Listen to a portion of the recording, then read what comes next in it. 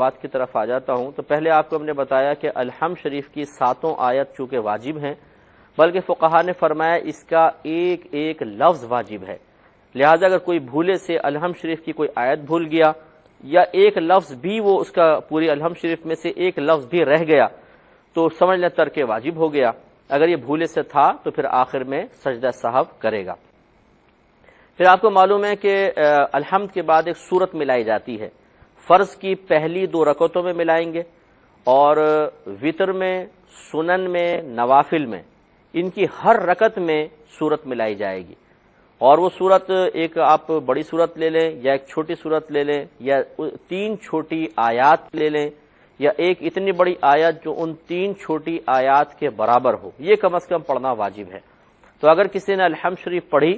اور پھر وہ سورت پڑھنا بھول گیا اور بعد میں اس کو یاد آیا تو پھر سجدہ سہو ہوگا۔ لیکن اس میں تھوڑی سی تفصیل یہ ہے کہ مثال کے طور پر ایک شخص رکوع میں چلا گیا اور رکوع میں جانے کے بعد اس کو یاد آیا کہ میں پیچھے کچھ چھوڑ آیا ہوں۔ اب مثال کے طور پہ اس نے الحمد چھوڑی، سورت پڑھی، رکوع کر لیا، رکوع میں یاد آیا کہ الحمد میری رہ گئی ہے، تو اس پہ لازم ہے، واجب ہے کہ یہ دوبارہ کھڑا ہو جائے، ہاتھ باندھے، پہلے الحمد پڑھے، پھر دوبارہ سورت پڑھے، پھر رکوع کرے، آخر میں سجدہ سہو کرے گا، اور یہ 2 رکوع نہیں کہلائیں گے، یہ ایک ہی رکوع کہلائے گا۔ تو معلوم ہوا کہ اگر الحمد شریف چھوٹ گئی، سورت پڑھی ہے، تو ترتیب قائم کرنے کے لیے پہلے الحمد پڑھے گا، دوبارہ سورت پڑھے گا، پھر رکوع کرے گا۔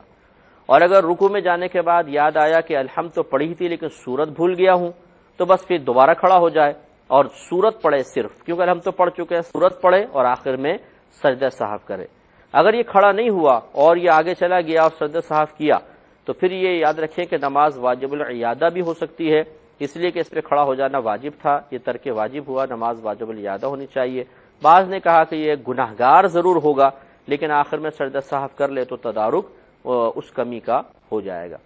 تو لیکن اگر یہ رکوع سے سیدھا کھڑا ہو گیا، بس اس کو قوما کہتے ہیں،